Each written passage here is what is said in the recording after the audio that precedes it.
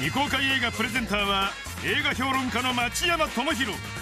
かつてはあの映画秘宝を立ち上げた敏腕編集者であり、刺激的なタイトルの著書を次々と世に送り出すコラムニストの顔も持つ。カリフォルニアに暮らし、アメリカのエンターテインメント業界の裏の裏まで精通する超大国の真実を知り尽くした男だ。松島、町山、未公開映画を見るテレビ。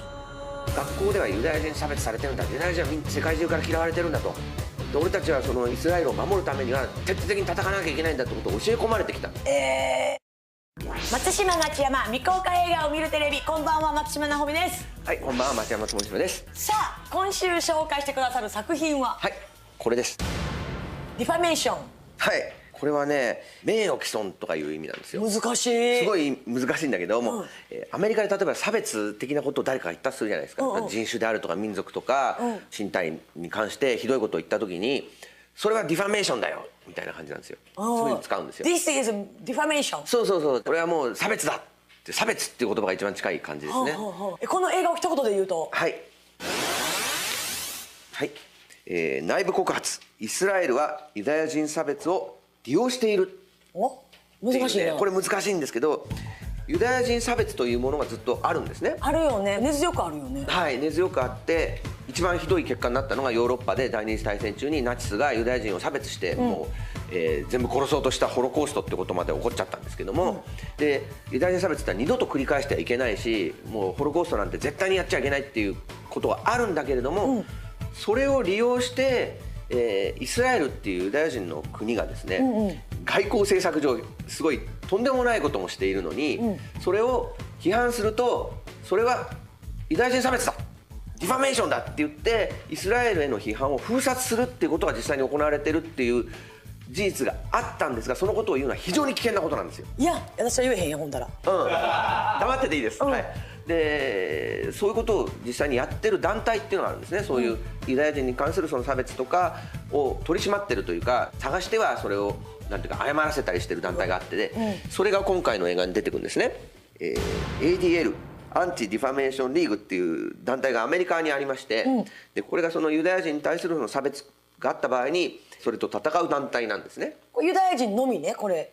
そうなんですよ。それも問題なんだけど、一応形としてはその差別があった場合に戦う組織ってことになってて、ユダヤ人だけを守るわけじゃないんだけども、実際に動くのはユダヤ人差別に対してだけで、組織自体はユダヤ系の人たちだけでやってるんですけども、この人がですね、ユダヤ人差別と戦う団体の代表者なんですけども、この人は一族ほとんど全部ホロコーストで殺されちゃったんですよ。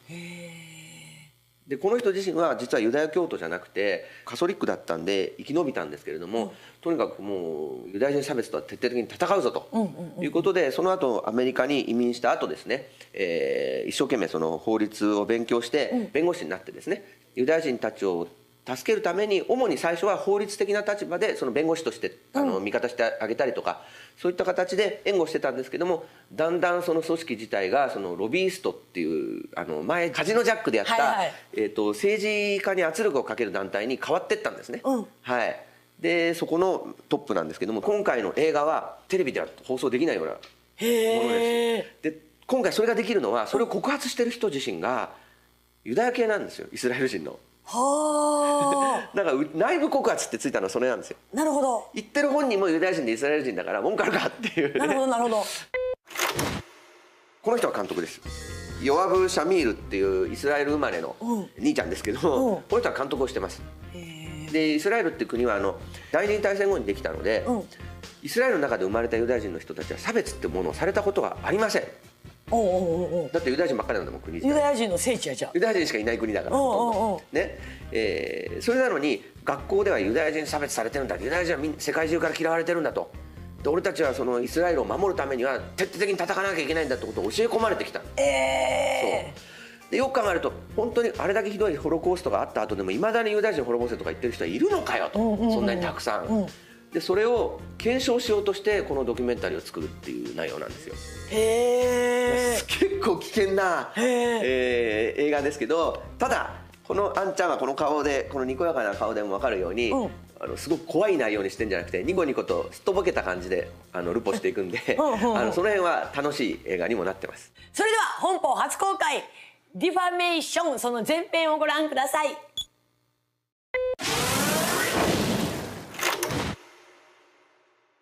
You know what I'm making the film about? No. About anti-Semitism. Anti-Semitism, what does that mean?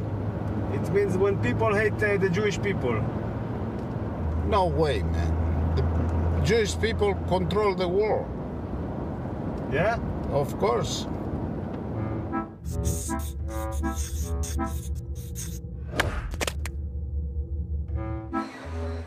Being an Israeli Jew, I have never experienced anti-Semitism myself, but it's a phrase that always seems to be in the air.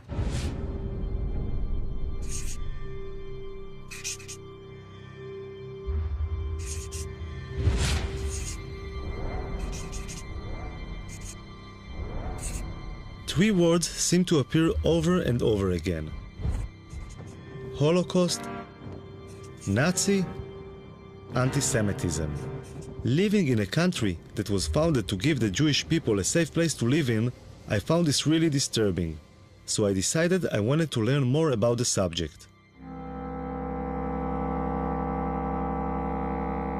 Ladies and gentlemen, this is Abe Foxman, the head and face of the Anti-Defamation League. I have been lucky to have survived by miracle the Shoah. Very nice speech, very good. The ADL is the biggest organization in the world fighting anti-Semitism, with a budget of over $70 million a year. Abe Foxman has become the symbol of the fight against anti-Semitism in the world today. I thought he might be able to open some doors for me. So I asked him to help me out with my film. Abe Foxman was very welcoming. I think he liked the idea of an Israeli filmmaker taking an interest in anti-Semitism, and he agreed to give me unprecedented access to his organization, which has its headquarters in Manhattan. He's doing a film, which I still don't understand what it is, but we said yes, yes, and yes. You're on the record. Got it. Okay? I'll be good. Okay? He's not going to hurt us. Great. On the other hand, he's a good journalist, okay? I'll take care of He wants to get, good stuff. Foxman introduced me to some of the senior staff at the headquarters. You can talk to him, too. Would you say the ADL is like the biggest Jewish organization dealing with anti-Semitism? Oh, yes, yes. In the world. Yeah, there's no question about that. Yeah, certainly in the United States, but I would say in the world. We have all of our 27 offices all over the country with their ears to the railroad tracks.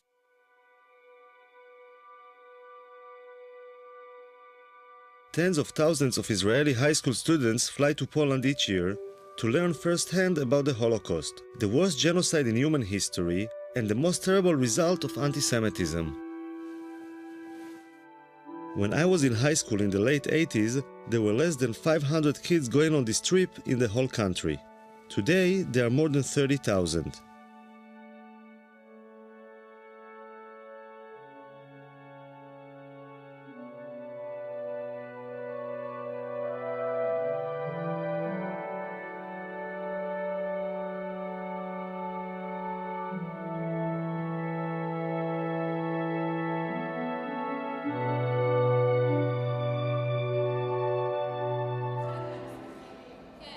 I decided to join them on their journey and their initial preparation, which takes place in Yad Vashem. יש כאלה תאים של השריפה, זה למעלה זה שמכניסים את הגופה והלמטה זה החומרי בעירה. יצא להם גז במקלחת, יצא גז ציקלון B. פה אנחנו רואים כבר את הגופות. אותה שהם יצאו, הוציאו להם את השיני זהב מהשיניים. ורוב מי שעשה את זה היו יהודים ששמו אותם בתוך המשרפות, את הגופות. כל אחד יגיד מה החיבור האישי שלו למסע, למה הוא רוצה לנסוע לפולין. אני דור שלישי לניצולי שואה, ומהרגע הראשון שסבתא שלי סיפרה לי על סיפורים על השואה, ראיתי את המבט שלה, מבט שלא נסלח ולא נשכח. וראיתי מה היא מרגישה, אבל לא הרגשתי את זה גם. זה בעיקרון מה שאני רוצה להרגיש במסע, את התחושה של לא לסלוח ולא לשכוח. The kids are going through a longer preparation for the trip to Poland. The school counselor is in charge of their mental preparation. ותנסו באמת להבין את הקשר בין אז להיום. זאת אומרת, האנטישמיות זה דבר שלא נגמר. בעקבות השואה קמה מדינת ישראל, אבל האנטישמיות זה משהו שיש עד היום, וכל הזמן תקראו עיתונים, יש מקרים אנטישמיים לכל רחבי אירופה ובארצות נוספות. כך שאתם כיהודים, כדור העתיד, ככאלה שעובדים להתגייס לצבא, צריכים לפגוש גם את הצד הזה שלנו.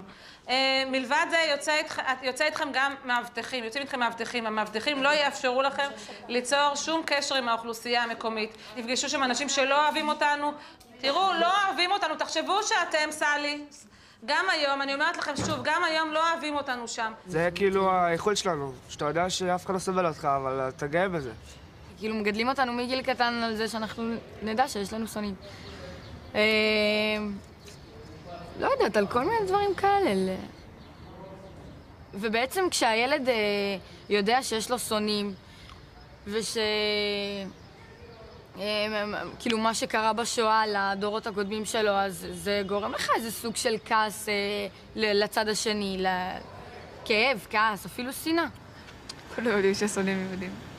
זה משהו שגם גדלנו איתו כזה, תמיד כזה השנאה ו... זה יחזק בי את הישראלית שבי, את הציונית שבי ואת היהודייה שבי. אין ספק. ידיעות אחרונות is the most popular and influential newspaper in Israel. I'm curious about the people behind the reports of anti-Semitism I read on a daily basis. אני יודע, זה מגוחך שאני אומר את זה, אבל כולם בעייתיים. צרפת היא אנטישמית, גרמניה היא אנטישמית, המדינות בדרום אמריקה הן אנטישמיות. אני לא רוצה לדבר על המדינות המוסלמיות, זה לא מדברים בכלל. הם למעשה כולם. ליטא נשארה אנטישמית, כל המדינות הבלטיות, אבל גם המדינות במערב, אנגליה היא אנטישמית.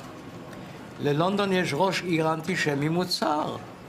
זאת אומרת, הם כולם אנטישמים, רק כאמור, יש שקטים יותר ויש בוטים יותר. ולמה אני בכלל צריך להיות אובייקטיבי? הם היו אובייקטיביים? כלפינו לא, הם גם לא היו אובייקטיביים. מה זאת אומרת הסיפור הזה? אבל בתור עיתונאי זה... אין דבר כזה בתור עיתונאי. בוודאי שלא, לא במקרה כזה. בוודאי שלא במקרה הזה. מה קרה? מה המספר? 172,345. זה מספר שאתה לא תשכח. אני הולך איתו כבר 65 שנים. אבא היה באושוויץ 1, אני הייתי באושוויץ 3, ואמא הייתה באושוויץ 2 בבירקנאו. Noach is over 80 years old and is making sure that the future generation of reporters will be just as committed as he is. ירידה זה פחות כותרת מעלייה? פחות.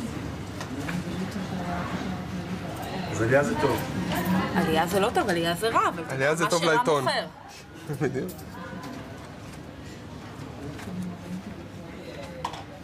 והנתון הזה מי סיפק אותו? זה הגיע מסקר של הליגה נגד השמצה בארצות הברית. בהחלט שווה לתת לזה מקום די נרחב בעיתון. The headline in the Israeli paper was quite worrying. I wanted to see how the Anti-Defamation League actually fights anti-Semitism. How is he? Where is everybody?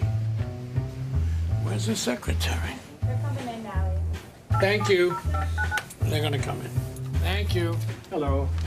Hello. Have a seat and say hello. Introduce yourself. Joel Levy. Hello, Yoav. Yoav, very nice to meet you. Let me give you a card. Thank you. Okay. No? You don't have to button your... Why not? The working session. Okay, so it's working. So the reason I'm asked to sit with both of you is what looks like a spike in anti-Semitic and racist activities or manifestations. Now, New York seems to be at the center, or at least getting the attention. Where do you see it? How do you see it? Well, I've had a lot of meetings with the police department and last week with the mayor to talk about this. There is a wave. There's no question about it. I don't know if it's attached to the time of the year, maybe attached to the presidential election. I'm not quite sure why we're saying it here. Do you have enough resources to deal with all this stuff? No. We're flooded every day with these things all over the country. It's a very big problem. According to the ADL reports from the last couple of years, the average number of anti-Semitic incidents in the US is around 1,500 a year. I'm hoping Joel Levy can help me find a case I'll be able to follow. What we'd like to do is to follow a case. I understand, yeah. Because, you know, every film needs like a drive. Once we have like a case that we can follow, so that would be great. We're going over the fresh data collected over the last couple of weeks to see if there's anything I will be able to film. We have received in the last week or so someone who employment case, someone who wasn't able to take days off for the holiday, someone who is a school teacher and wanted days off for Shavuot, someone who is a nursing student and had some issues with taking time off as well as with taking time off. We also got a phone call from someone who was complaining about a website that had anti-Semitic remarks on it. Someone who was complaining about an article in the newspaper who they thought had anti-Semitic undertones. And I mean, that seems to be the roundup. And that's what we've had in the last 2 weeks. Those are the kinds of incidents that we've had recently. 5 in 2 weeks. So there's no way to predict.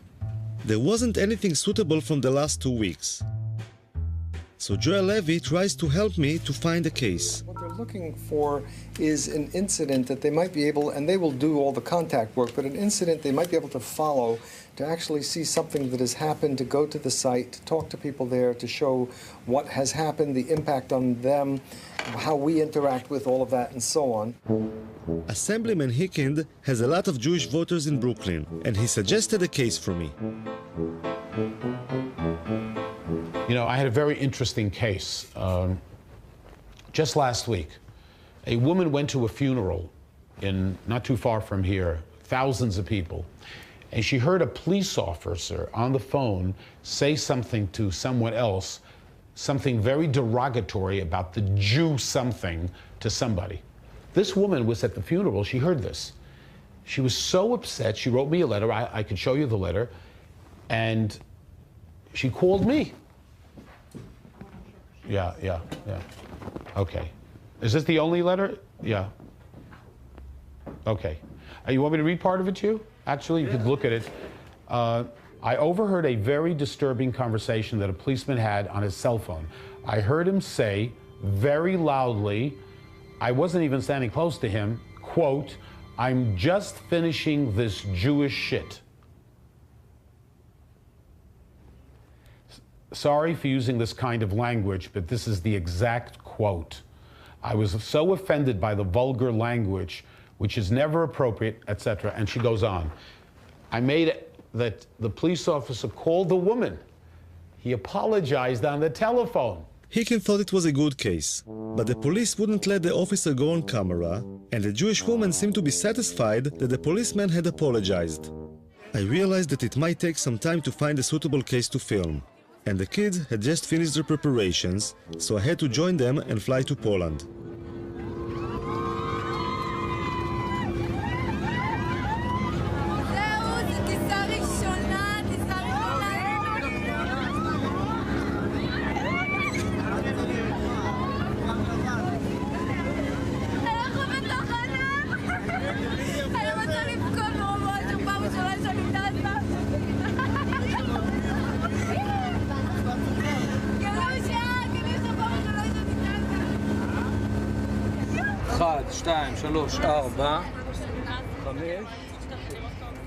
The man with the blanked out eyes is an Israeli Secret Service agent, whose identity we are not allowed to reveal. במידה ועכשיו קורה איזה מצב ששומעים איזשהו פיצוץ, לא משנה כרגע מה שאני מבקש דבר ראשון, כולם לשבת או לשכב אפילו במעברים כמה שיותר מהר, בסדר? So Traveling around Poland today, it's hard to imagine what it must have looked like over 60 years ago. But the guides help the kids to visualize and feel how it was under the Nazi regime. בגטו לובלין. גטו יהודי בעיר לובלין. Izrael? No to mów po Izraelu, a nie tam gadasz po chińsku. Ja myślałem, że z Chin jesteście. Kto gada? Izraelcianie? Pytam się skąd, a dopiero jak powiedziałem, że z Izraela, no to powiedziała, że tak. English? הוא מדבר רעות על ישראל, הוא אמר שאנחנו כלבים. הבנתי. בואי כבר, מה את מדברת עם אחד כזה? רוני. מה איתך בכלל לדבר? רוני.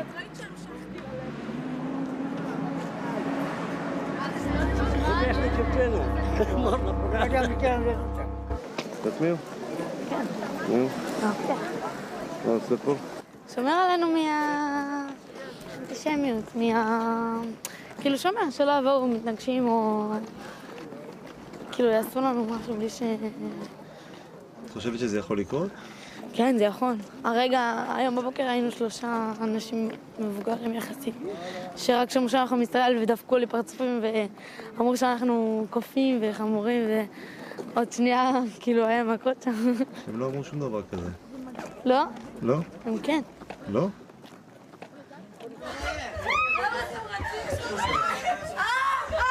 Go to your rooms right now. Right now, go to your rooms. Right now. Go to your room. What happened here? What are you doing? מעניין. Excuse me. We are not clogged. We have some other guests here. I know that the kids, but you have to understand us. We have some other guests here. They're coming down and then they are staying down. We won't pay for it.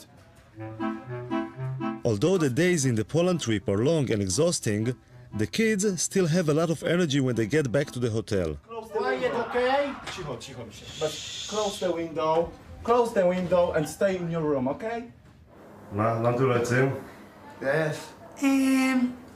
לא קשור לעפות, מה? הייתי יוצאת. יש ניאו-נאצים, כאילו פה בפולין, שיש סכנה, יש לנו סכנה, כי נגיד הם יכולים לדפוק לנו בדלת בלי שנדע מי זה, ויכולים להתחיל לזרוק דברים מהחלון. זה מה שנגיד הסבירו לנו בארוחת ערב, הביאו לנו תדרוך, שתכלס אנחנו לא במדינה אוהבת, אנחנו במדינה יחסית עוינת. נגיד אם יגלו איפה אנחנו עשו לנו פה הפגנות בחוץ, או אבנים יזרקו עלינו, ונגיד לפני שבועיים נכנסו לי פה שיכורים כאילו ניאו-נאצים, התחילו לדפוק פה בדלתות ויחפשו יהודים. ככה כאילו הסבירו לנו אתמול בארוחת ערב. מי הסביר? השב"כ, תשמע, הוא דפוק, אנחנו אוכלים בסבבה, פתאום הבא יש לי כמה דברים בשיא העדינות. אתה רואה כזה, אחד כזה, אשכנזי חמוד כזה, פתאום מתחיל לרדת לך על ניאו-נאצים וזה, כולם היו בשוק, לא יכולים לסיים את האוכל. סך הכל בשביל הביטחון שלנו, אז כאילו, אסור לנו לצאת, ישר אחרי ארוחת ערב אנחנו צריכים להיכנס לחדרים. למה? כי הם אנטישמים. הם לא הכי אוהבים אותנו. בדיוק. עכשיו אנחנו נכנסים לשדה תעופה, זה כולל שם חיילים, הולכים כמו במשטר הנאצי. חיילים הולכים לך כזה ישר כזה, יש להם כזה פרצוף כזה רע כזה. אלה שדפו לנו את הדרכונים שלנו, נראה כמו קציני SS. As the kids were facing anti-Semitism in Poland, or at least feeling that they were, a case was reported in Brooklyn that seemed suitable for the film.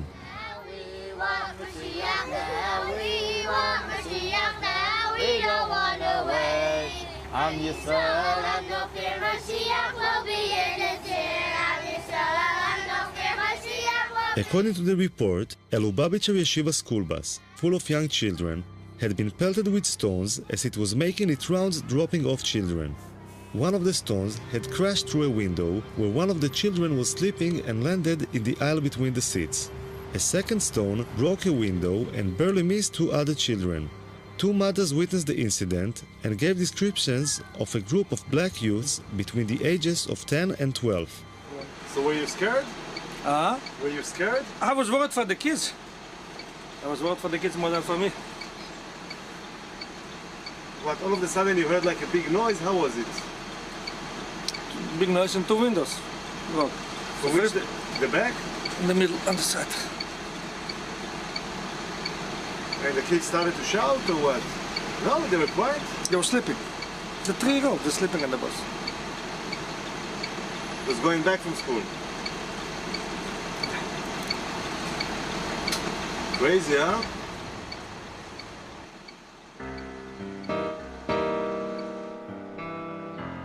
Crown Heights is a mixed neighborhood of Jews and blacks. In 1991, there was a lot of tension between the two communities, leading to the Crown Heights riots, which went on for 3 days and resulted in many casualties. This is Binyamin Lifshitz, the local reporter in Crown Heights. Maybe put your arms like, you know. Folded? Yeah? I'm not a poster boy. He was the first to report the incident. Not a big, strong guy. See, where the rocks went into the bus over there. Just, wait, can you go back to that? And, I mean, most of the crime incidents in Crown Heights are targeted at Jews? It's always been known throughout the course of history, Jews are soft targets. We've been the victims of so many major incidents, genocides and catastrophes and Holocausts and everything. It's just the way we are. We've always been victimized. When a black guy sees two people walking down the street, a black person and a Jewish person, his choice to attack someone will not be a black person. Because a black person, you never know. What is that guy? Does he carry a knife? Does he carry a gun? A Jew is a soft target. It's always been known like that, which is why we always encourage to walk in pairs, which is why we don't walk so much outside, like at night, so to speak, alone.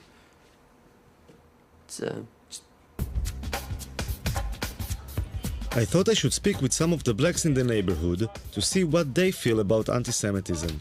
I mean, like, there we interviewed this guy, and he told us if there's gonna be like a Jewish guy and a black guy walking in the street, and you know somebody wants to rob, they would go for the Jewish guy because he's an easier target. Actually, no, he's wrong. They would actually go for the black guy because you go for a Jewish guy, you get more time. You get more time. Like the lawyers, the judges will actually give us more time if we rob someone of another race. They're going to classify it as a hate crime. That's why most blacks rob each other, because you get less time. So it's like a practical thing, right? Yeah, it's a lot of wisdom behind it. And honestly speaking, like, if you wanted to rob a Jewish person, like, why would you rob a Jewish person? Like, you don't never see them with nothing that would make you want to rob them. Like, yeah, especially them up there. They basic, simple. They don't have nothing.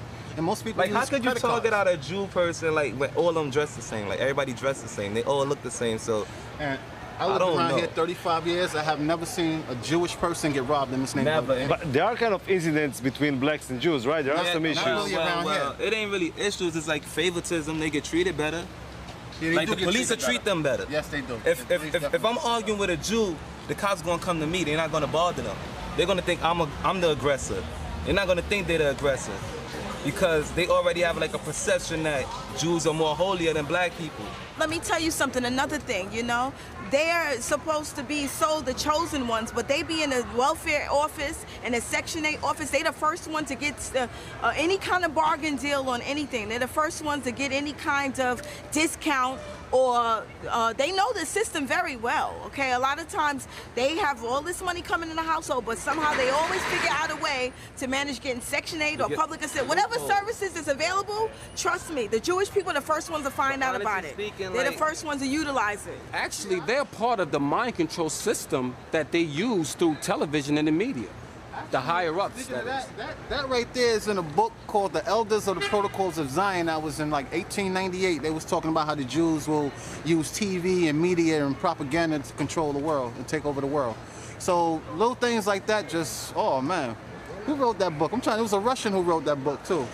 Whoever's watching this, Elders of the Protocol of Zion, read it. It gives you an idea, the blueprint to take over the world. It is. And they're implementing it right now. It's actually, when you read it, they say it's false. But when you read it, you see everything coming to light. The Protocols of the Elders of Zion describes how a group of all Jews sit around the table plotting conspiracies to take over the world. But that's considered to be like a really anti-Semitic book, you know. It is anti-Semitic to a certain. It's really not anti-Semitic. It's not anti-Semitic. It's like people keep saying things and they really don't know what they're talking about. If somebody's telling the truth, if somebody's telling the truth about something, why does it have to be anti-Semitic? Because it's not in the Jewish people's favor. It's not anti-Semitic. It's just somebody being honest. Facts is what it is. Bottom line. No, but just to put things straight, like this book, the books of the elderly of Zion, the Protocols that was of actually, they said it was written by a Jew actually, so it's really not anti-Semitic. But this book was like kind of a fraud, you know. Yeah, they say it's a fraud. there wasn't such a thing, you know, it's like a bunch of people sitting together running the world, you know. This is kind of bullshit, But you you know. said that's bullshit?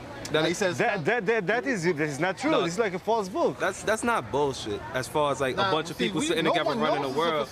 The United Nations is a bunch of people sitting together running the world. So how could you say that's bullshit? No, it's different, you know, because all right, so exactly, there's no difference. you said some like pretty hard stuff about like, you know, Jewish people and stuff like that. See, no. Hold on, you gotta listen. Let me finish. I mean, like, so maybe when they like see you guys on the streets and they feel like afraid or they feel tension, there is something, you know, like. That goes to what I was telling you before. They don't know us. They never took time to get to know us. She was telling you that they separate themselves from us. They don't want to know us. So when you don't want to get to know someone, you will never. Speaking, you can't.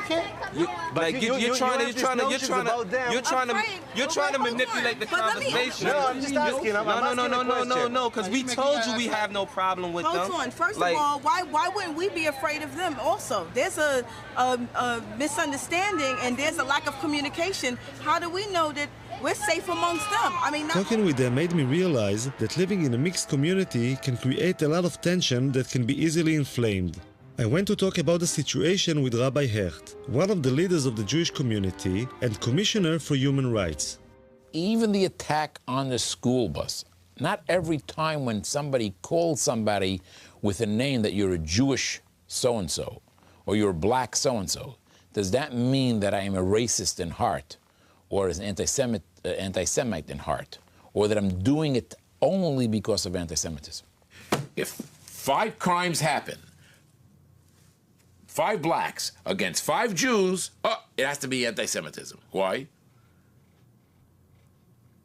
Listen, even if the reason why I hit that Jewish kid is because I knew that he's not going to fight back, or the white woman in this neighborhood was a Jewish woman, I stole her pocketbook because I know it's going to be easy prey.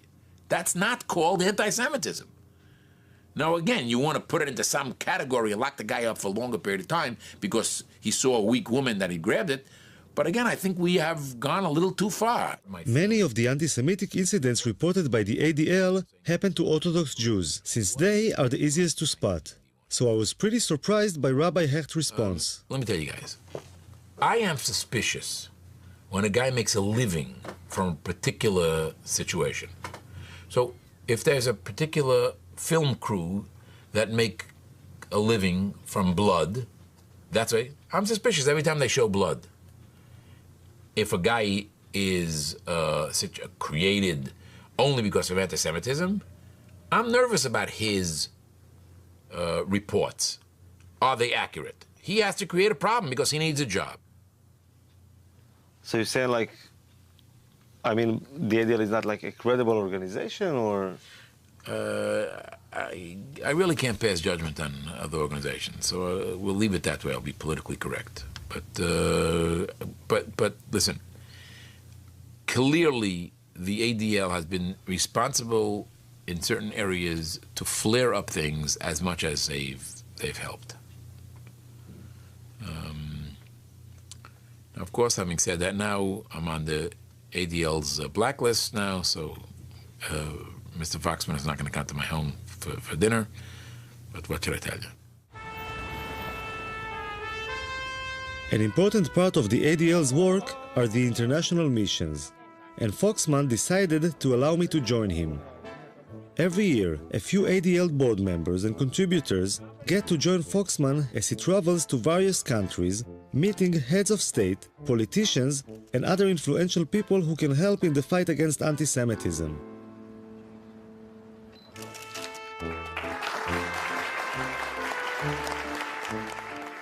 It's like an organized tour, but apart from visiting museums and other tourist attractions, the chosen ADL members get to join Foxman in taking an active part in the struggle against anti-Semitism. You have to debate what is proportionate when someone attacks you. You are serious people, and you're here for serious business, and you're going to see the Holy Father, and everything the ADL does is serious business. The police escort along the way made me realize I was traveling with some pretty important people. I'm seeing the Pope tomorrow. Brody Friday. That's the name, yeah. Good job. I can tell you that was his beautiful. How gorgeous. I'm curious about how Mr. Foxman gets to meet all these important people. Why would all these ambassadors, politicians, and heads of state take the time to meet him?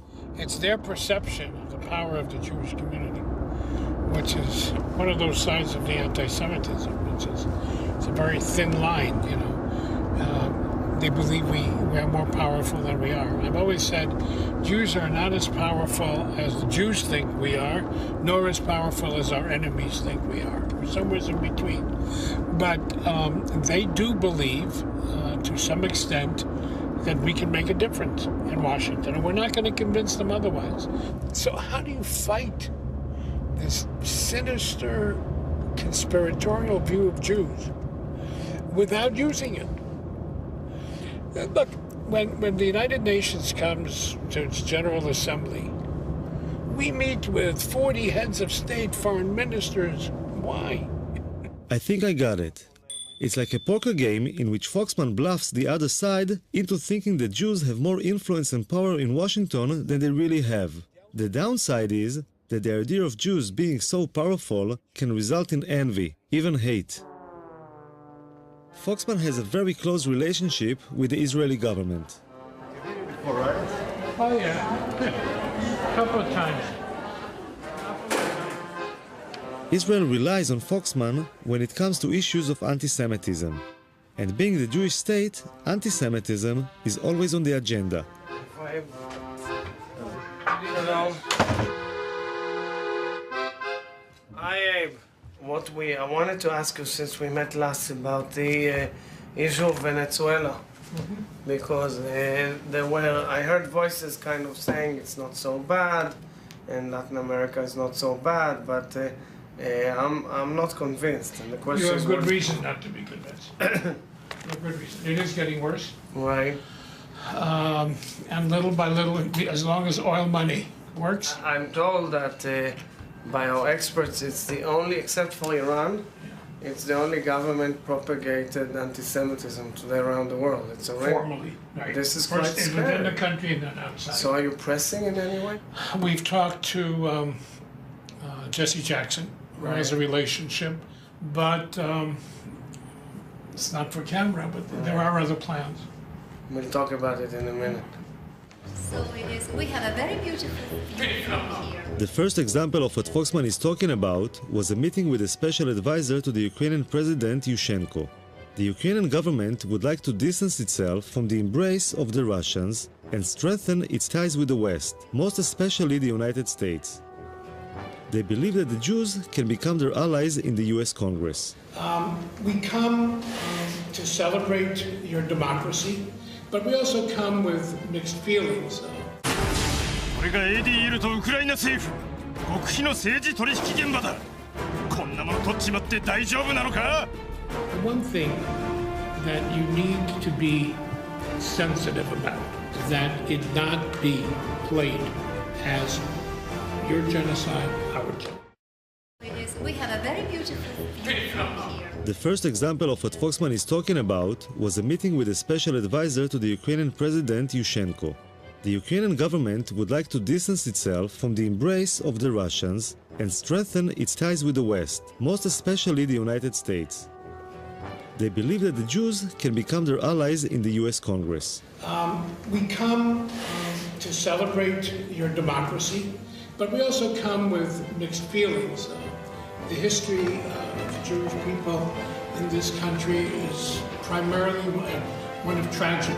We would like to see a more active, a more aggressive approach to dealing with issues of anti-Semitism.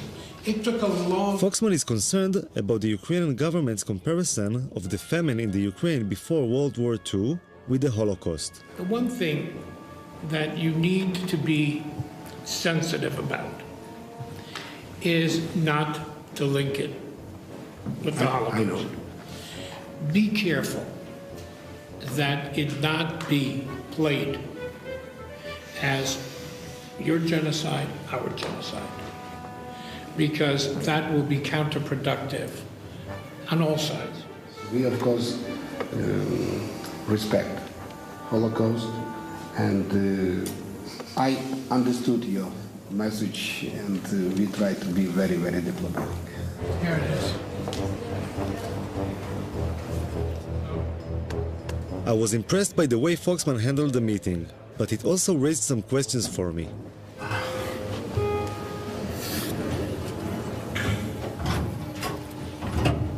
He was kind of pushing him a little bit, huh? He was kind of what? Pushing him. Yes, of course. It's always like that? Yeah? Of course. I wasn't sure how bringing up things that had happened over 60 years ago had any relevance to fighting anti-Semitism today. In order to combat it effectively, I think that you have to take responsibility for anything that happened in the past and then reach the present and then go forward. With your husband, when you quarrel, sometimes you need to give some slack to get what you want. No? You always I bring up everything from the past, 50 years, what his mother did. Absolutely not. No, that's not the American Jewish way. I don't know about the Israeli Jewish way. Give them the guilt trip. That's, yeah, absolutely. We need to play on that guilt.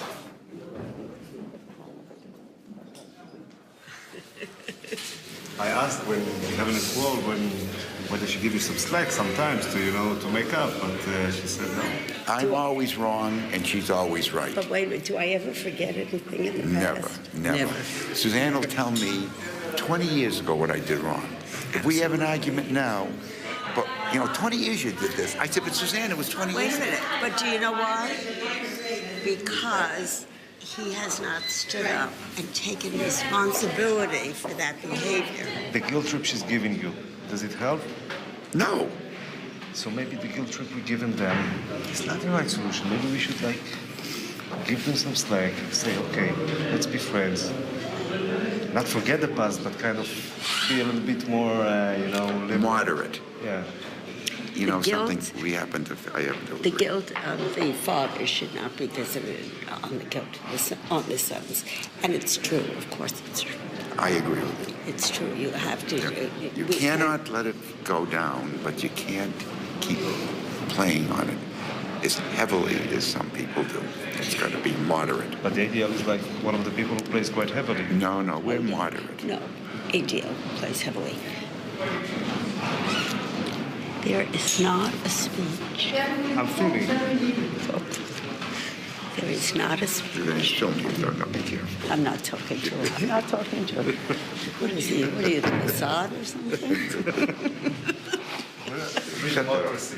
We're democracy. We're allowed to say whatever we want. Shut up.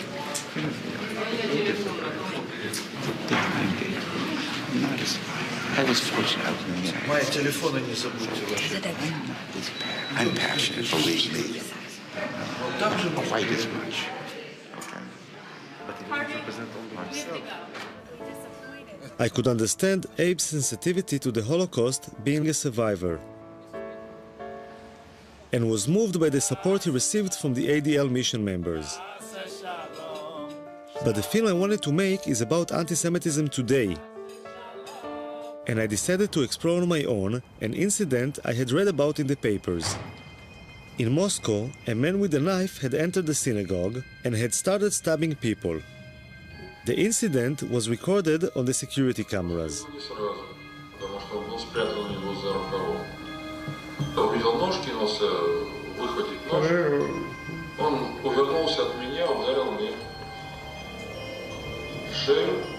Раздались истерические неестественные крики, как будто убивает человека. Мы все бросили молитву и выбежали из дома.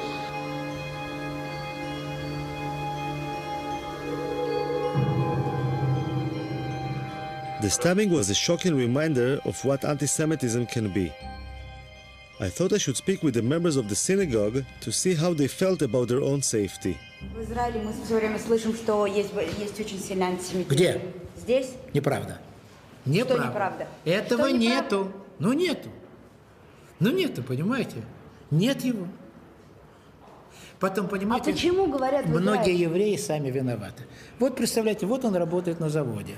И он плохо работает. Его не двигают по службе, не продвигают, карьеры нет. Он говорит, это потому что я еврей. Я говорю, ну я же тоже еврей, а я главный технолог завода. Как же тебя-то нафиг, тебя антисемитизм, а ко мне нет? Почему в Израиле говорят, что здесь очень сильно антисемитизм? Ну что-то надо говорить. Ну что-то надо говорить, как-то себе надо оправдывать. И все свои неудачи в жизни человек это объясняет. Вот я был еврей, вот меня притесняли, вот мне не давали дорогу. Ну хорошо, ты приехал в Израиль. Там тебя никто не притесняет. Что ж ты здесь не продвинулся? I didn't understand.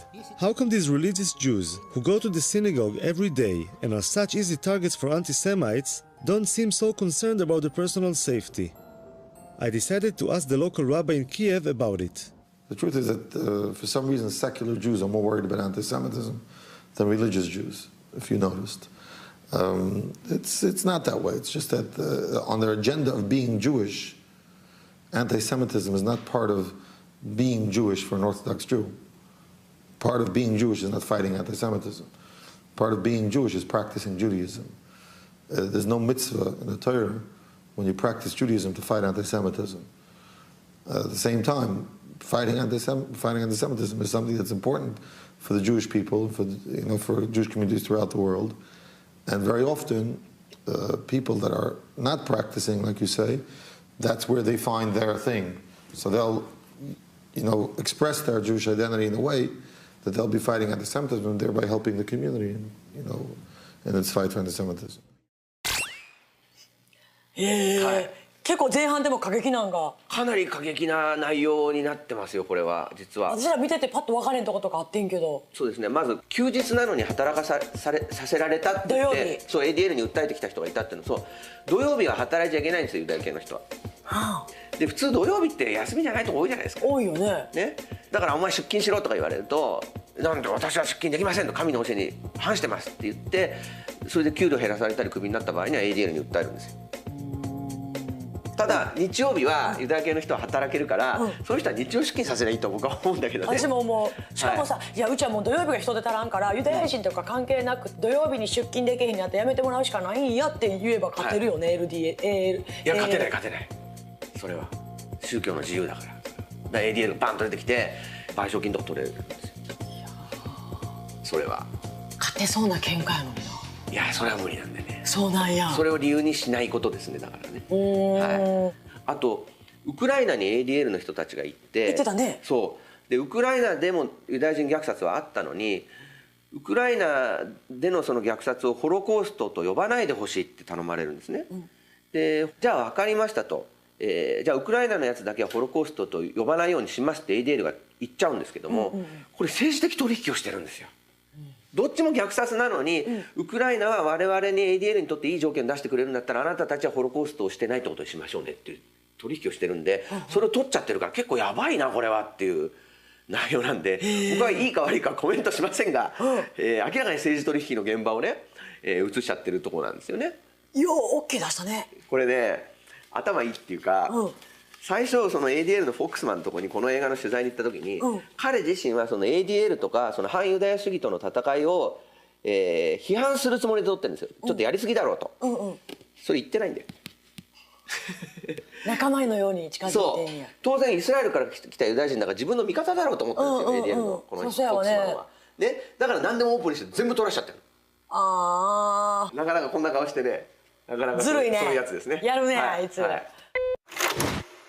でこの ADL って団体はいろんな仕事があるんですけども、きっかけはですね、昔アトランタっていう町があってジョージアなんですけども、そこで女の子がレイプして殺されたっていう事件があって、その犯人はユダヤ系の人だっていうふうに言われたんですね。アトランタっていうのは南部の町なのにユダヤ系の人はほとんどいなかったんで、何か事件があったらやっぱりはっきり言って黒人かユダヤ人のせいにされちゃうんですよ。で差別されてる人は必ず犯人されちゃうんで、無実の罪でリンチで殺されたんですよ、ユダヤ人の人が。でこれはちょっとひどいということで、そういったものと戦うことができないのかってことで、弁護士の人がですね始めたのがその ADL のきっかけなんですね。最初はやっぱり弁護士がその少数民族で少ない人数だし立場的に弱いユダヤ人の人たちを法的に守ろうってことで始めたのが最初のきっかけですね。この後アウシュビッツを訪れたイスラエルの高校生たちに驚くべき変化が起こる。次週ディファメーションの後編だ。アウシュビッツを訪れた高校生たちの心の中では驚くべき変化が起こっていた。一方、ユダヤ人差別はないというだけでイスラエルを国外通報される者も出る中、政府や ADL のやり方を批判する知識人たちがフォックスマンと大激突。I have honestly been struck by how little evidence we've come across. תופעה זו שנקראת אנטישמיות היא קיימת רק בתקשורת הישראלית. פונקציונרים יהודים בעולם שמתפרנסים מזה. But that's not their goddamn business. ユダヤ人差別は今でも存在するのか。最大のタブーに挑戦し禁断の扉を開けた超問題作を絶対に見逃すんじゃねえぞ。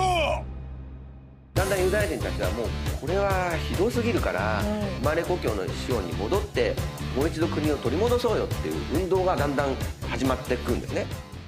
今週ディファメーションの後編だ。ナチスドイツによるユダヤ人虐殺ホロコーストをはじめ2000年以上に及ぶユダヤ人差別の歴史、そして今もなお世界中でユダヤ人差別が続けられていると主張する人々がいる。יש מקרים אנטישמיים לכל רחבי אירופה ובארצות נוספות. その中でも世界最大規模の団体が ADL。 フォックスマン会長を先頭にユダヤ人差別と日夜戦い続けていた。 It looks like a spike in anti-Semitic activities or manifestations. Had a lot of meetings with the police department and last week with the mayor. Yes, there is a wave. There's no question about it. しかし本当に差別は続いているのか。それに疑問を抱いたのがイスラエルに住むユダヤ人シャミール監督だ。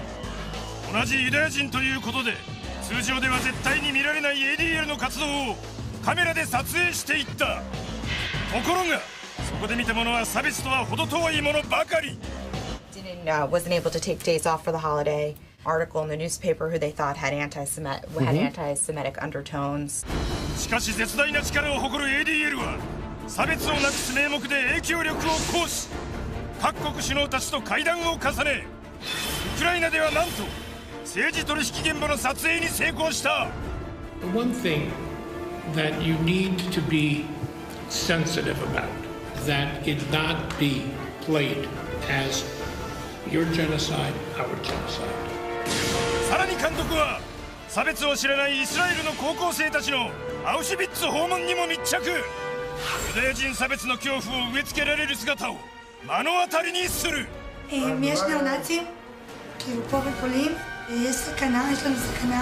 そして今週そんな高校生たちの心に驚くべき変化が起こり始める。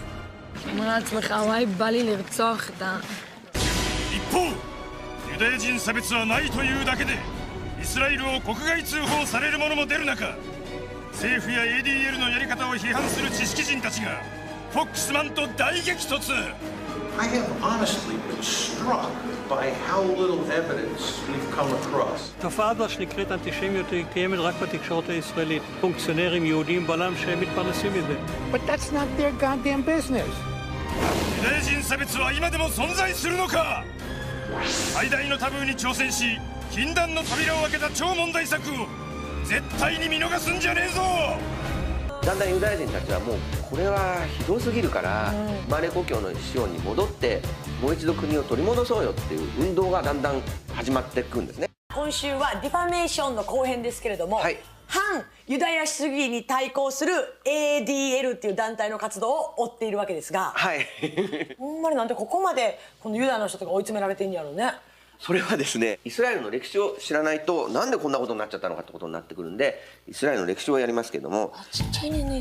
今ちっちゃいんですよ、すごく。赤いところや。もともと少数民族だからすごく人口的にもちっちゃいんですけど、昔からこの国はずっといじめられ続けたんで、他の国と戦い続けたんですね、イスラエル民族っていうのは。でそのうちにだんだんそのユダヤ教っていうのが出てきて、ユダヤ教っていうのはもうとにかくユダヤ人が生き残るためにはどうしたらいいかってことばっかり書いたんですよ。だから徹底的に戦え、子供を作れ、作りまくれっていうことばっかり書いてあって、そうしないと滅ぼされちゃうからと。もう激しい戦いなんで砂漠の中で。でその後ですね、ローマ帝国っていうのは出てくる。知ってるでしょ。でこの辺全部ローマ帝国になるんですよ。でイスラエルって国もローマ帝国の中の一つの属国っていう感じになるんですね。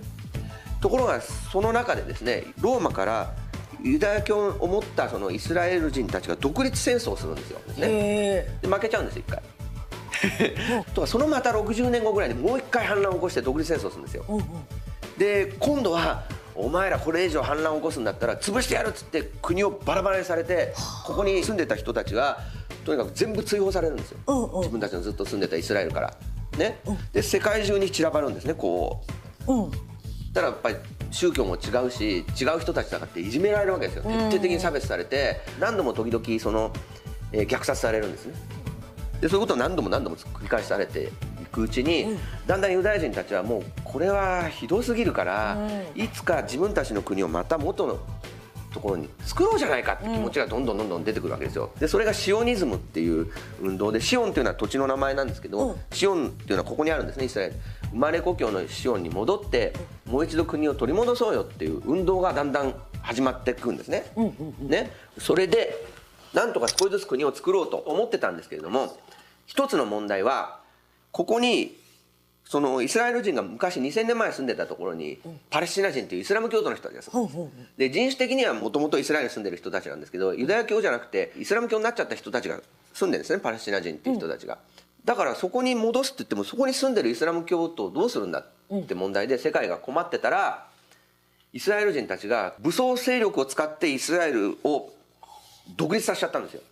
もうまだどうする、このパレスチナの人たちをどうするかって解決できない状態でいきなり国を作っちゃったね。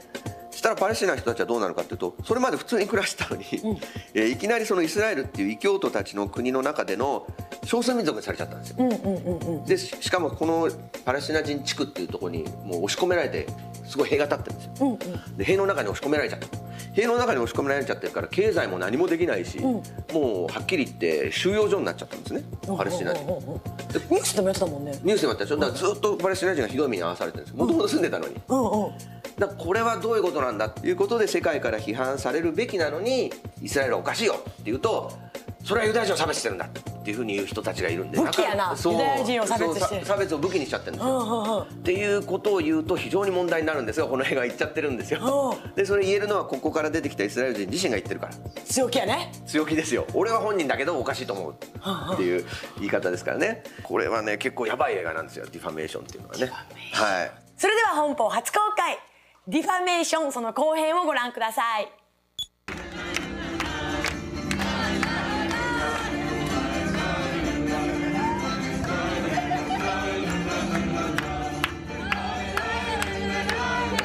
מדבר, תראי עיניים אליי, אני רוצה לראות את הרצינות דרך העיניים שלכם.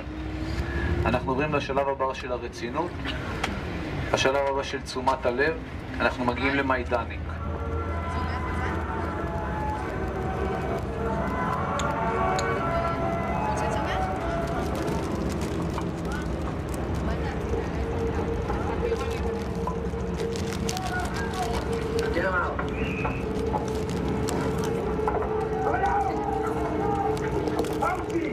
המסע האמיתי מתחיל עכשיו, מה?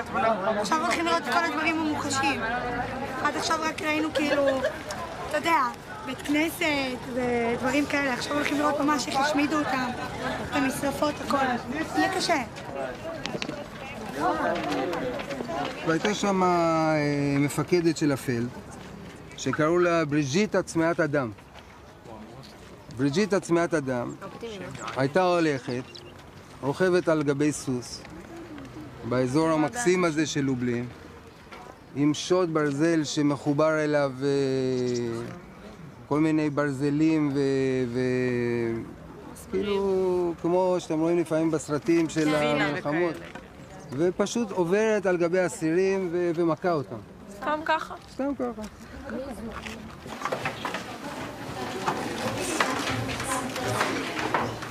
עכשיו, כמו שהסברתי קודם, שליש מהנרצחים פה נרצחו בגז, ושני שליש פחות או יותר נרצחו על ידי התת-תנאים שהם היו צריכים לחיות פה. לכו על זה. אז ייכנסים לסגור את הדלת.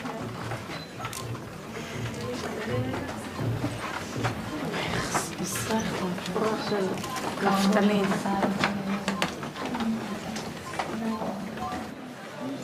מה אתם מדברות? מאוכזבות. לעצמנו. למה? סתם, קצת קשה להקל. כאילו, אנחנו מסתכלים על זה, אני אישית מסתכלת על זה ואני לא... קשה לי להבין איפה אנחנו נמצאים, עדיין. זאת אומרת, רואים, אבל לא מפנימים. מאכזב, אתה חושב כאילו, מה, אתה פה עושה את הטעות, אתה עם לך רגשות או משהו. אתה מרגיש כאילו אתה מזלזל בדבר, וזה ממש לא ככה. This was my first time in Majdanek as well, and I could relate to the way the kids felt. The horrors were almost impossible to digest. But the kids just couldn't accept the fact that they wouldn't become emotional after all the preparation they'd been through. אני חושבת שאם מוצאים מדריך למסע כזה, אז הוא אמור לדעת, לרגש ולדעת מה היה כאן. אני חושבת לא יודעת, אני לא מספיק בזה. אני לא מספיק ממצא את עצמי במסע. את לא צריכה, אבל את לא. אני רק ההתחלה, אוקיי. קחי את הזמן שלך, את לא צריכה להרגיש רע עם עצמך שאת לא מצטמרת כל הזמן. אני מרגישה רע עם עצמי שאני מרגישה שאני לא ממצא את עצמי. לא, אבל אז אני אומר עוד פעם, את חובה עכשיו הרבה דברים, תני לעצמך את הזמן, זה מה שאני מבקש, לא יותר מזה.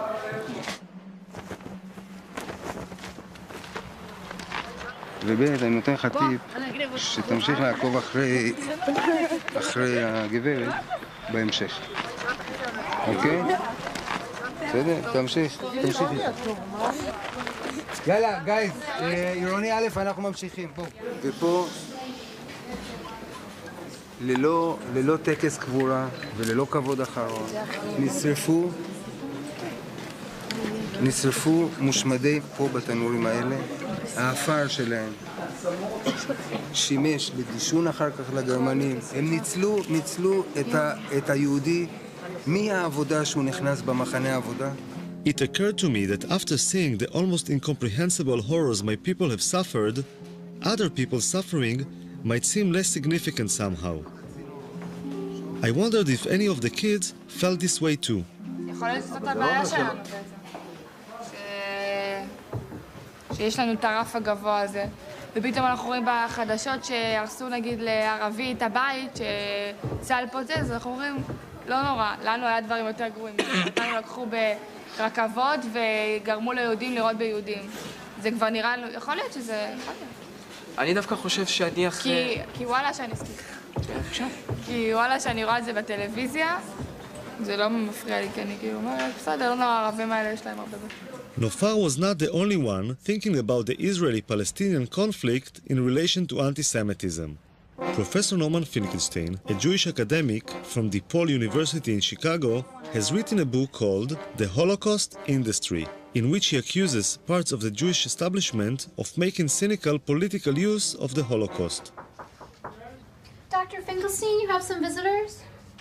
Whenever Israel faces a public relations debacle or comes under pressure to resolve the Israel-Palestine conflict, they start up this extravaganza called the new anti-Semitism. As it's usually understood, anti-Semitism means an irrational hatred of Jews, born simply of the fact that they are Jewish. But that's not what's going on. Here it's a hostility born of the fact that the state which claims to represent them is engaged in quite brutal violence. I'm sure lots of people I meet have this, what you say, deep down inside, they have this kind of queasy feeling about Jews. I'm sure that's true. But did it have any real substantial repercussions on me in life? The answer is just no. There's a kind of pathological narcissism, navel contemplation. When you are the richest, wealthiest, most successful ethnic group in the United States, you've got the world on a platter, and you sit around and you're talking about anti-Semitism. It's just kind of shameful, I think. At the time I first interviewed Finkelstein, I didn't realize what a controversial figure he was in the eyes of the Jewish establishment. Finkelstein, the son of Holocaust survivors, has been labeled a self-hating Jew, a Holocaust denier, and a madman. I had interviews stopped at the very mention of his name. I know if you Google Norman Finkelstein and Holocaust denier, nowadays you'll get about 10,000 websites. Well, if I'm a Holocaust denier, I would have to be certifiably insane. I would have to be clinically insane. Because given who my parents were, for me to be denying the Nazi Holocaust, I'd have to be clinically insane. So you have to judge for yourself. You may disagree with me, but is it your impression that I'm clinically insane? Now, if you think I'm not, then you have to wonder, why are those 10,000 websites saying that? Recently, there's this talk about the new anti-Semitism, which is very related to Israel. And I've been heard that from Jews outside of Israel, saying Israel is the cause that anti-Semitism is now, that we are suffering from anti-Semitism. Well, I would say that is nonsense. That comes from insecure Jews. I think people use Israel as an excuse to rationalize and legitimize, because in many places of the world, anti-Semitism is not acceptable. It's not polite, it's not proper. But if you can camouflage it, if you can find a platform of a news event, of a political discourse, then you use it. And we find every time there is conflict in the Middle East between Israel and somebody else, the level of anti-Semitism spikes. Why?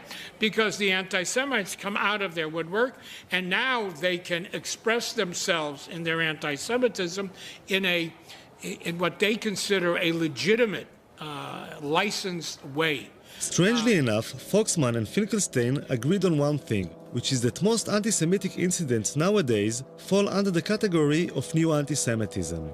The difference is that Foxman says that anti-Semites found a new target called Israel, to which they could express their anti-Semitism, while Finkelstein believes that saying that is a cynical misuse of the term anti-Semitism. But attacks on the ADL seem to be coming from all directions. So today in America, there are two professors who are saying that Jews are more loyal to Israel than to America. Mearsheimer and Wald. See, this is what Mearsheimer and Wald. Mearsheimer and Wald. Steve Wald and John Mearsheimer are two academics from the universities of Harvard and Chicago who wrote a book called The Israeli Lobby. They claim that there is a lobby in the US whose role is to support Israeli policy even if this policy goes against the interests of the US. The role of the ADL in this lobby is to silence those who criticize Israeli policy, saying they are actually anti-Semites in disguise. Walt and Mearsheimer were invited to Israel by Gush Shalom, a left-wing Israeli organization whose head is Uri Avneri, a former parliament member and a peace activist. I was very happy that they accepted our invitation and agreed to come here.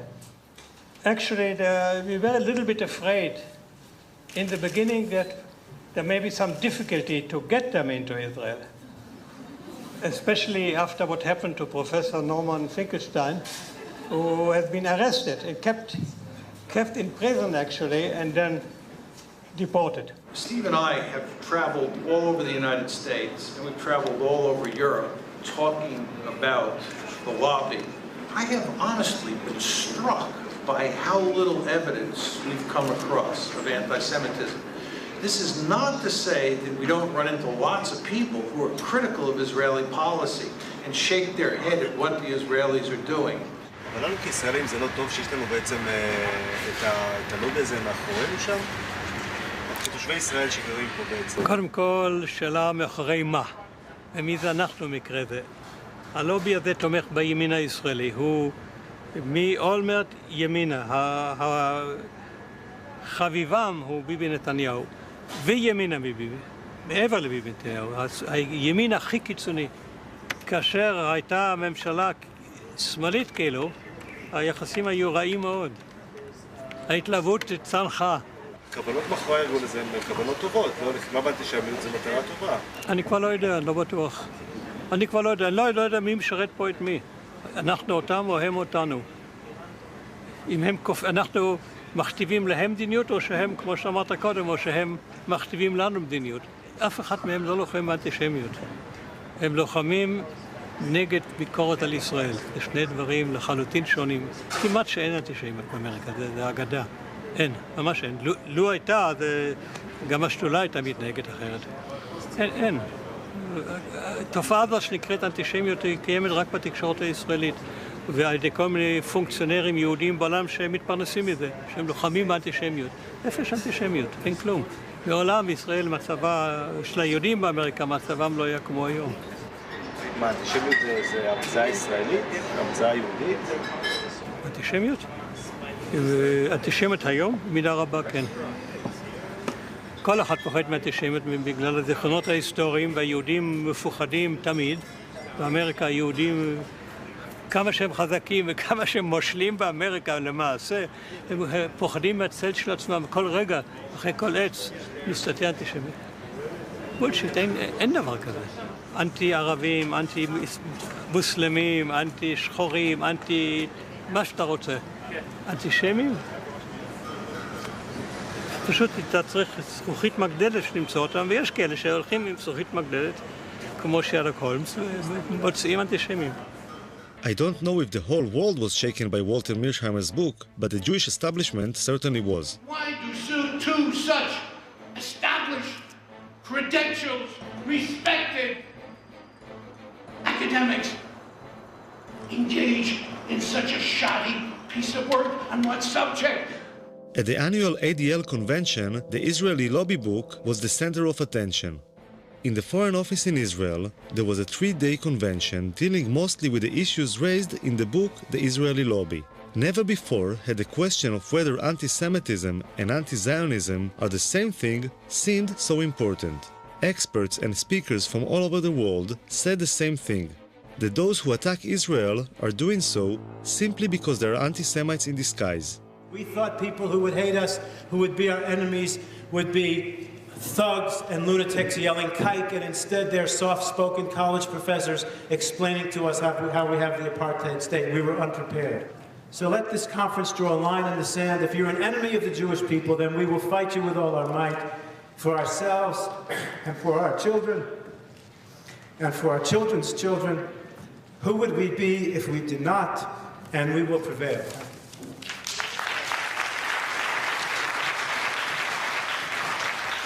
After 3 days, something happened which was more or less the equivalent of a bomb being thrown into the room. If you came down from space, you would think, having looked at this conference, that there was absolutely no problem in the West Bank or in Gaza. One element of the reason why so many people around the world are angry with Israel is because of the continuing settlement and occupation of Palestinian land, and because Israel, which has state power, has not done enough to end the occupation. One of the reasons. Such an occupation cannot be sustained without racism, without violence, and without humiliation against the people who are occupied. Thank you. I don't get it. I just don't get it unless you were ironic.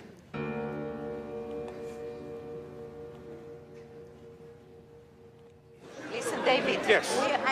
We appreciate your work. We invited you to speak. Yes. But what you did today was a kind of preaching about looking for human rights that we don't have. This is more or less what you said. There are problems with human rights in the we territory. don't say It's insinuative. What do you say? No, I choose to say something which has not yet been said by everybody. Just it's for very the simple. provocation? Not for the provocation, because Palestine was not mentioned It was in this mentioned conference. all over. Once, maybe by Gil. It was mentioned It was mentioned yesterday as Palestine is the anti-nation. Palestine is the one unique nation which doesn't have the right to exist. It was mentioned. No, no one said that. Come on, no one said it. Gerstenfeld said it. Palestine is the anti-nation. What do you think that means? And where do you think that terminology comes from, the anti-nation? What you were saying is that anti-Semitism and anti-Zionism are two different things. They are two different things. No, sometimes they are the same thing. And it's kind of ironic, really, that I was seen by some people as a sort of wild-eyed radical, because where I come from, I'm denounced as a right-wing, neocon, Israeli-supporting, anti-Palestinian racist. What does it say about this conference then? Well, it says about this conference that there were some hard right-wingers there. There you go. Nobody in this conference was balanced, not one. I don't think so. Speaking with David Hirsch made me realize that it is very difficult to represent any other approach in the Jewish world. Those who try to say anything different are being silenced. And Dina has a go at me for not being balanced. You hinted too much. You were not explicit enough. Should have more time, maybe. Hirsch was right. The occupation as a possible reason for justified criticism was not mentioned. Many Jewish people see anti-Semitism as a force of nature. It has always been there and will always be there. It will just take on different shapes and forms. I find this difficult to accept. This is a conference about people around the world blaming Jews as the worst human rights violators on the planet. And the people who support Israel are now under attack as supporting the colonialist apartheid state of Israel. This is a warrant for attack on Jewish people. It is internationally recognized that anti-Zionism is sometimes anti-Semitism. Dina, you know what? And who as an Israeli, this is the only thing that gives me hope, to differentiate these two. Why? Because otherwise there is no hope. Otherwise, this is a doomed. But this is closing your eyes. This is a doomed, you're right. Fatalistic but approach, you're closing your which eyes. gives us no hope at all. No, but you see what he's doing. He's doing exactly he has the problem of the left, and here's the problem. Here's the problem. This analysis. This is just like the wife who's beaten by her husband, who goes to the psychiatrist and she says, "It must be something I did, because if it's not something I did, then it's hopeless. Then he's a madman." Well, you need to find something you did to cause the hatred against you. But guess what? It's nothing that you did, and it's too bad. You are in chaos, and the world is dangerous. And Islamism, funded by the Saudis, is teaching gazillions of people around the world that you are evil before you came to Israel. So this is your problem. You're exactly right, and you don't want that to be true. Maybe they're right. Maybe I'm just naive. Maybe all those people who criticize Israel really are anti-Semites in disguise. I'm heading to Chicago to speak with John Mearsheimer, co-author of the Israeli Lobby. I hope to have the courage to ask him if he is really an anti-Semite in disguise.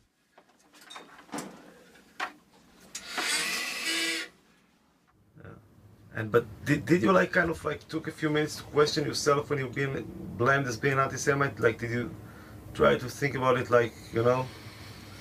between yourself and yourself, I don't know if you have this expression, within yourself, did you take some moment to think maybe some of it was influenced by something which is, could be interpreted as anti-Semitism? No, because I'm not anti-Semitic, and I never had any doubt that I wasn't anti-Semitic, and I just didn't see any need to do this. My arguments are not in any way, shape, or form hostile to Jews or hostile to the state of Israel. And in fact, Steve Walt and I go to great lengths in the books to make in the book and in the article to make the case that we think the lobby's policies are not in Israel's interest or in America's interest. And we believe that the policies that we're pushing and the arguments that we're making are better for Israel and better for the United States. Now, one can disagree with that, but those arguments that we're making are not anti-Semitic, and we're not anti-Semites. Of course, it's almost impossible to prove that you're not an anti-Semite, which is one reason that this charge is so effective. I mean, how does one say, I'm not anti-Semitic, and convince people who say you are? My best friend is there. Right, that's what you end up saying, that my best friends are Jews. And some of my best friends are Jews, and of course this is not a very convincing argument. In fact, it's an argument that's almost guaranteed to lose. There's no question that anti-Semitism has been a poisonous and potent phenomenon over time. And there's no question that someone like Abe Foxman, who grew up as an infant and a young boy in Europe during the Holocaust, is going to be affected by that history of anti-Semitism. They say that eventually it's bad for Israel as well, not only for the United States, but this policy eventually will be bad for Israel as well. But that's not their goddamn business. Who the hell asked them to decide what's good for you? You know, who are they? Who are they who come to a judgment what will provide safety and security for you? Keep in your mind. That's not their business. Look, I have an obsession in this place with one thing, which we need to find a way. A bag of money and a zloty. You know what? We're in Auschwitz. Those are the things. 一体どういうことだ。皆さん、リサイタルと豪華2枚組。I have an obsession in this place with one thing, which we need to find a way. The latest battle Abe Foxman had taken upon himself against the anti-Semitic Polish dolls made me realize that his devotion to Israel is only part of the overall picture. Traditional Jew, I would say even stereotypic Jew, holding a bag of money and a zloty. It's a good luck charm to buy people if they go into a new house or business because the Jews are so good with money. It is disgusting. It is disgusting. And now, in the economic crisis, you want to know how serious Jews and money is? Jews are money. Is that what you want? But somebody's good with money. It's not a bad thing, you know, to... You know what? We're in Auschwitz. Those are the things that paved the stones to lead to Auschwitz. Because if Jews have money and you can get rid of the Jews, you can get their money. What kind of a good thing is that? Foxman is like a very sensitive radar for Jewish issues. The memory of the Holocaust is always in the background, like a warning sign of what can happen if things are not dealt with at the right time. I want to ask you a question. Look over here. Do you see a Holocaust coming? It's crazy. There's so much hunger, so much starvation in the world. So many people are suffering. And you want me to get excited about some idiot painting a swastika somewhere? Finkelstein lost his job at the university because of what he claims was pressure from the Israeli lobby. Then he was denied entry to Israel because he was, as the authorities described, a security hazard, which being Jewish himself is probably unprecedented. Finkelstein reminds me of the biblical prophets of doom, who were always being pelted with stones for saying things nobody wanted to hear. One of the major kind of claims I hear from people like the ADL or, you know, other Jewish people is that, like, how come always people picking up on Israel? How come there are so much, you know, injustice, you know, in other parts of the world and nobody speaks about, you know? What is the reason for that? I think people, listen, I open the radio, I hear nonstop about Sudan. I hear nonstop about Tibet. I hear nonstop about Darfur. I hear a lot. The only place I hear excuses made for is Israel. That's the place where I hear excuses. And we do have to remember, it is the oldest occupation in the world. I mean, 40 years really is enough. It's older than you. It's older than you, the occupation. Doesn't that kind of stun you? The irony is that the Nazi Holocaust has now become the main ideological weapon for launching wars of aggression. Every time you want to launch a war of aggression, drag in the Nazi Holocaust. It's the suffering then used as another pretext or excuse to humiliate, degrade, and torture the Palestinians. That's the problem. The suffering comes as a package.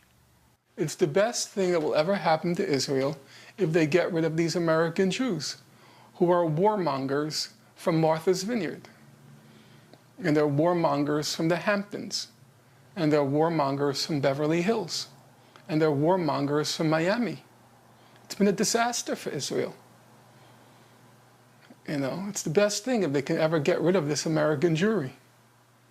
It's a curse. For Finkelstein, Foxman is the main enemy. You see? That's why you're not going to get like people's attention, you know, for things like that. Some people laugh. You comparing Foxman to Hitler, that's kind of... It's an insult to Hitler. Hitler at least didn't do it for money. Finkelstein took his own trauma as the son of Holocaust survivors to the opposite extreme. When I asked him if he had any sympathy for the Israeli victims as well as for the Palestinians, he compared Israeli casualties to the German casualties in World War II. You know, you're funny. I have to tell you, you're funny. You come from a society in which everyone calls everyone a Nazi, right? They called Rabin a Nazi, Ben-Gurion called Jabotinsky a Nazi, Jabotinsky called Ben-Gurion a Nazi, Begin called Ben-Gurion a Nazi. They all said, each of them said one is worse than Hitler. That's the whole language of your society. It's also the language I grew up with. You know, everything in my house, the food worse than Auschwitz, the clothes worse than that. That's the house you grow up in. And all of a sudden, you get so pious when they go like that. Your whole society is like that. Why was Rabin? You don't remember when they made Rabin with the SS before he was shot? And then you all of a sudden get so pious. I just think about like how people... Because of what? Because of Abe Foxman? We have to be pious with Abe Foxman? A hoodlum and a thug? I'm just trying to think how other people will perceive it, you know. For myself, you know, you can go and do it all day long, you know. I did it with you. You're an Israeli. Yeah, but it's on film, you know. It's on film, you know. Other people will see it afterwards. Then take it out. That's why you're an editor. No, that's obviously, you know, should stay in the film, you know. That's fine. You think I care? You think I care?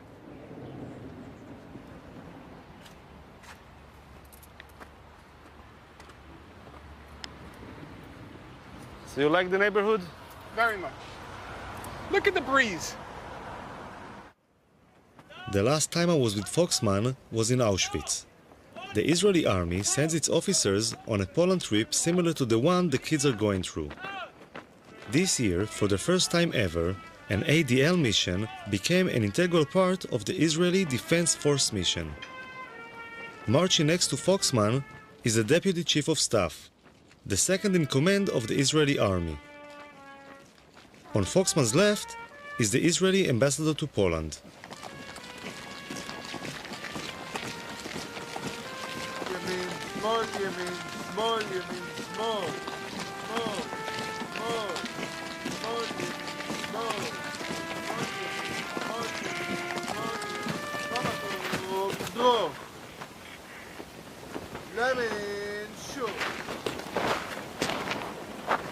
This is the biggest cemetery in the world. Poland? It's not the Jewish cemetery, but it's the biggest cemetery ever. Yeah. 1.5 million Jews. But they're 3 million. Yeah, but this place was worse.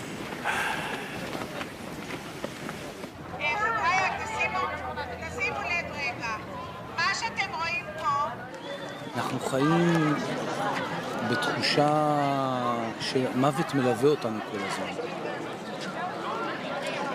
והאם התחושה הזאת היא טובה או לא, אני לא יודע. כלומר, כל הזמן עוטפת מעלינו, ופה אתה רואה את זה בעוד שהפכו את זה לתעשייה. תעשיית המוות. הגרמנים התחילו עם זה, ואנחנו היום מנציחים את התעשייה הזאת. האם... אתמול אני חשבתי הרבה האם אנחנו, ואמרתי לך את זה בערב אתמול, בשיחה. האם מצעד החיים הזה זה דבר טוב או רע, כל המפעל הזה? אנחנו מנציחים את המוות, ואנחנו בכך לא הופכים לעם נורמלי. זה שאנחנו שמים דגש על המוות ועל מה שקרה, וצריך לזכור, ללא שום ספק. אבל אנחנו יותר מדי חיים בתוך זה, וזה גורם לנו לא להיות עם נורמלי, זה גורם לנו להיות...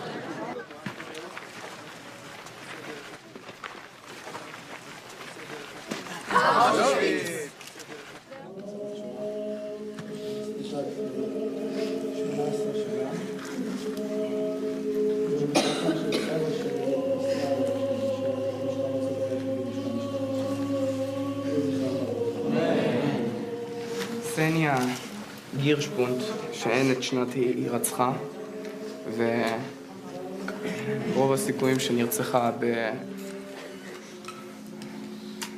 בבית החולים בקייב על ידי הנאצים. יהי זכרה ברוך.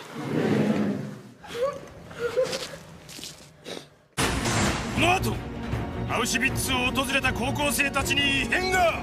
אומר לעצמך, וואי, בא לי לרצוח את ה...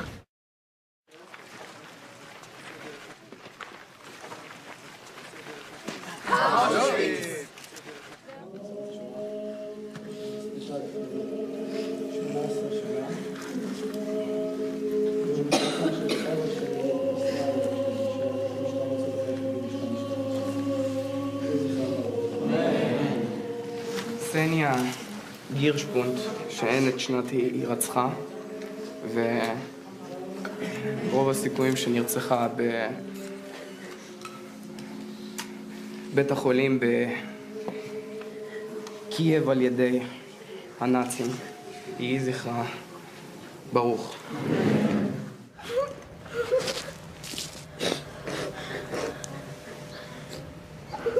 היו הרבה מזוודות, שעל כל מזוודה היה רשום שם. הם היו בגדים של תינוקות, כפפות, חולצות, מכנסיים. היה הרבה זוגות נעליים של ילדים ושל מבוגרים. היה הרבה סירים, גלחץ לנעליים, מברשות שיניים, כל רכוש קיומי כאילו בסיסי.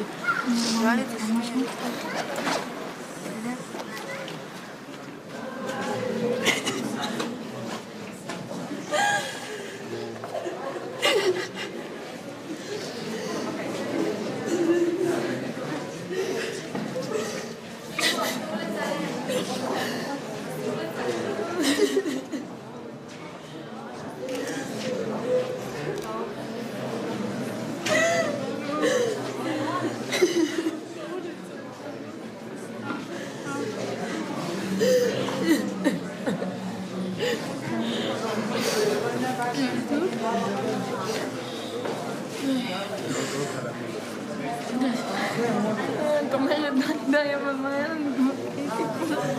זאת כלום, חיכיתי עוד מעט תפקיד מאוד גם. עוד מעט חיכיתי לעוד מעט מה תראי.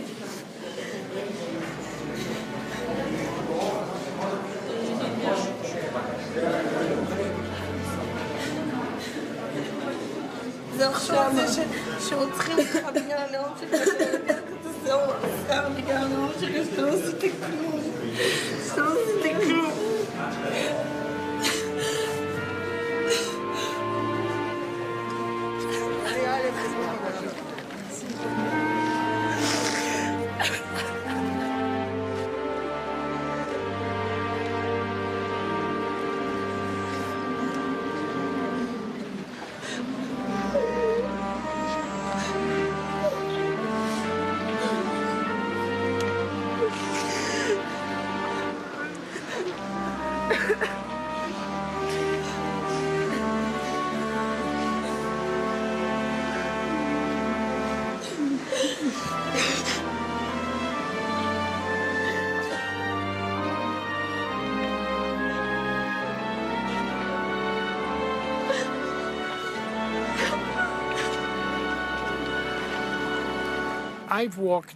I've walked this road before, full of despair, full of anguish. To walk and feel the strength behind you of 150 officers of all the levels of the Israeli army. I walked with pride.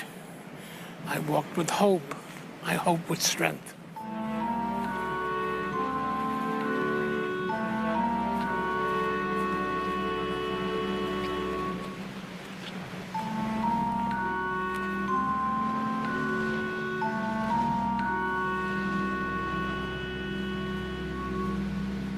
כאילו כשאתה רואה את זה אתה אומר לעצמך וואי בא לי לרצוח את כל מי שעולה לזה, אבל בעצם לא, כי אם אני יותר גזענית אז יהיה מישהו יותר גזעני ממני וזה לא ייגמר.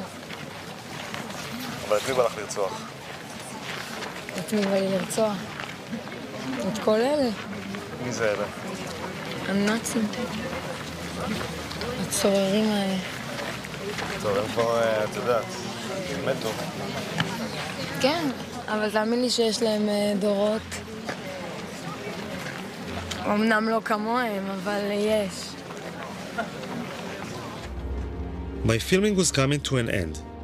As I looked at the sleeping kids, I thought that putting so much emphasis on the past, as horrific as it has been, is holding us back.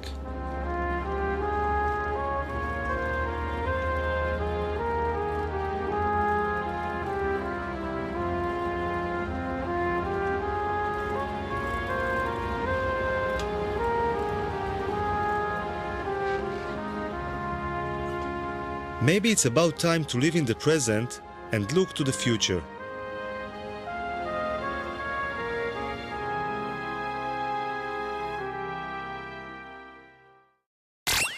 Hi. はい。これ洗脳やね。そう、怖いでしょ。ちょっとジーザスキャンプ思い出した。ジーザスキャンプに近いですよね。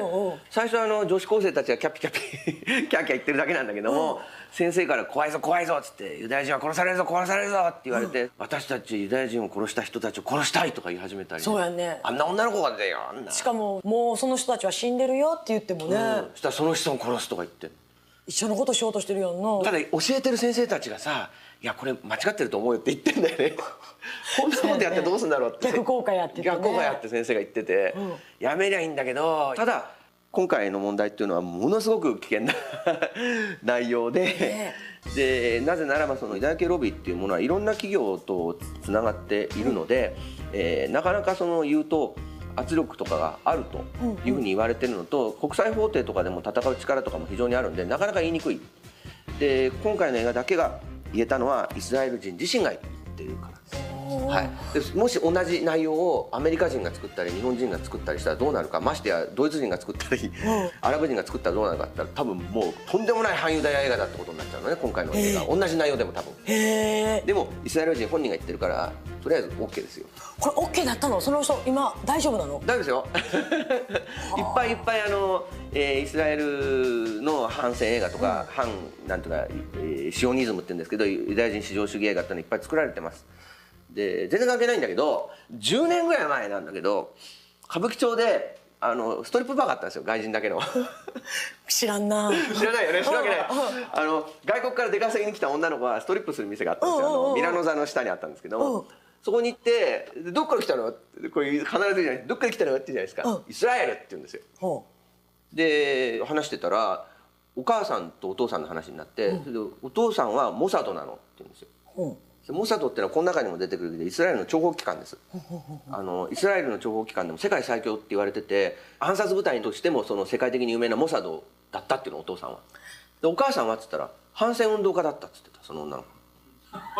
真反対。真反対でイスラエルがそのいろんな国にアラブに戦争を仕掛けたりパレスチナの人にひどいことをしてることに反対してたって運動してたんで、そのモサドのお父さんが逮捕してたんですよいつも。ね、で逮捕して取り調べしてるうちにできちゃったんだって。なんでやねん。どこを取り調べてどこを取り調べたんだってね。で仲良くなったらできたのが私よって言ってたから、だから今やっぱりユダヤ系の人とかそういう人たちに対して反感を持ってる人とかもいっぱいいて、そういう人たちはイスラエルはひどい国だって言ってる人もいるんだけれども、実際はそういう人だけじゃなくてもう両方いて、で夫婦になったりもしてるんだなっていうのがね分かって面白いね。よかったですよ。面白かったですよ。へえ。アフターして飲んでそのまま帰りましたけどね。はい。そういうこと。ちゃんと遊んでんねんな。いや飲んだだけですよ。国際問題を論じ合っただけです。はい。